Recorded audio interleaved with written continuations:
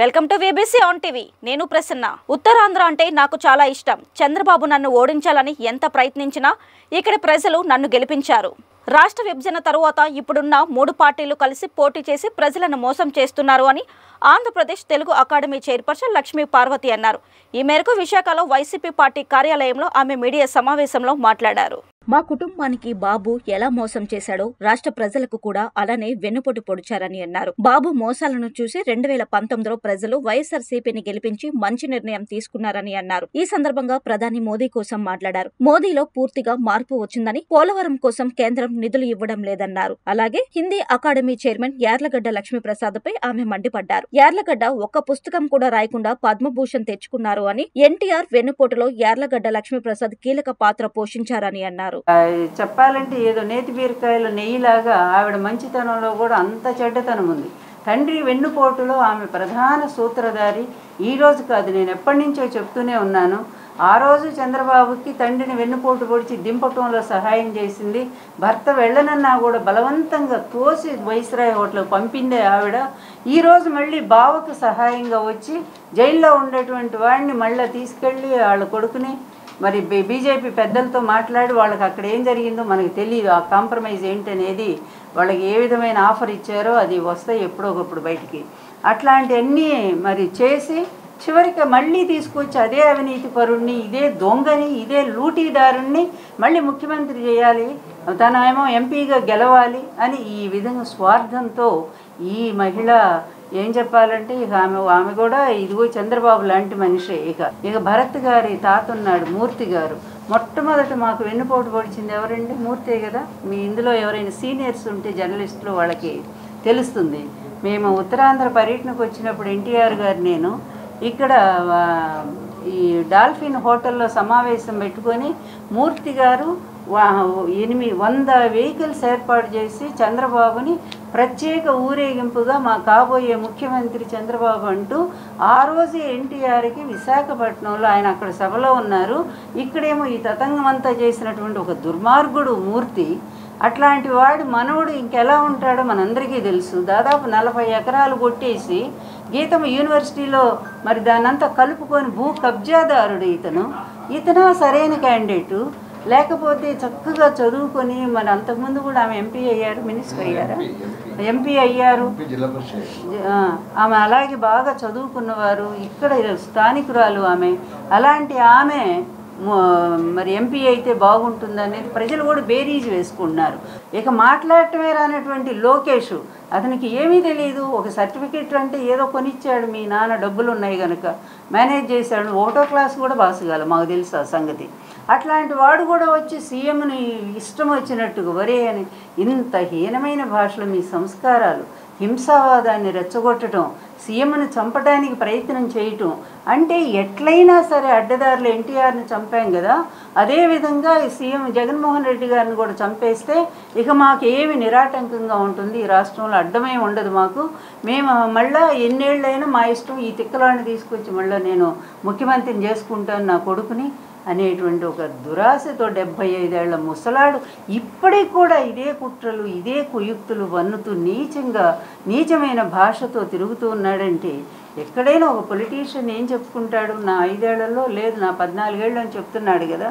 నేను cell phone కనిపెట్టాను, లేకపోతే హైదరాబాద్ నేనే పునాదేసి కట్టాను, ఇలాంటి పిచ్చి మాటలు పక్కన పెట్టి నువ్వు పిచ్చివాడిని తేల్చారు. వాటి వల్ల ప్రయోజనం ఏం లేదు.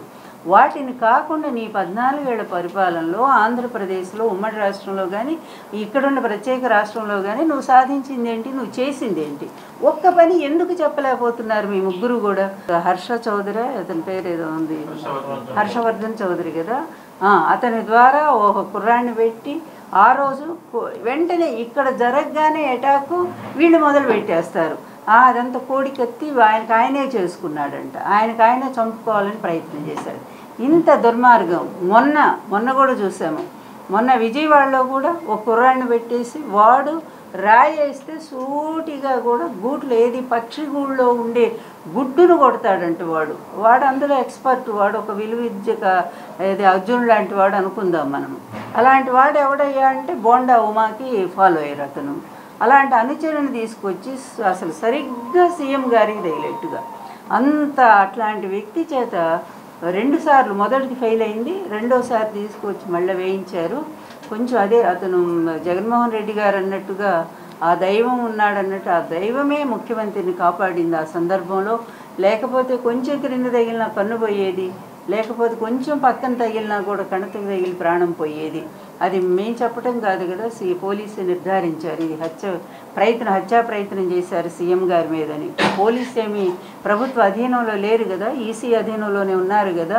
మరి ఇంత దుర్మార్గాలకు తెగబడేటువంటి ఈ వ్యక్తి ఈరోజు వీళ్ళ ముగ్గురు కలిసి ఈ పవన్ కళ్యాణ్, తర్వాత ఈ చంద్రబాబు నాయుడు, అతని కొడుకు లోకేష్, వాళ్ళ భాష ఎలా ఉందండి?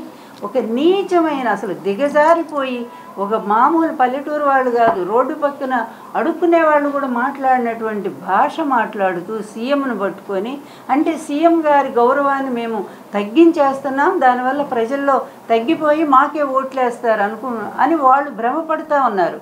కానీ ప్రజలు ఎంత అసహించుకుంటున్నారంటే, ఎప్పుడు ఈ గజ్జెమోకని రాష్ట్రం నుంచి బయటికి పంపాలా అని చెప్పి ప్రజలు అంత కక్షతో ఉన్నారనేటువంటి విషయాన్ని వీళ్ళు గమనించకపోవడం వాళ్ళ దురదృష్టం. ఎందుకంటే వాళ్ళ పచ్చ మీడియా ఎప్పుడు కూడా ఈ విధంగానే వాళ్ళని ఆకాశంలో కూర్చోబెట్టి ఒక్కసారి కింద పడేస్తూ ఉంటుంది.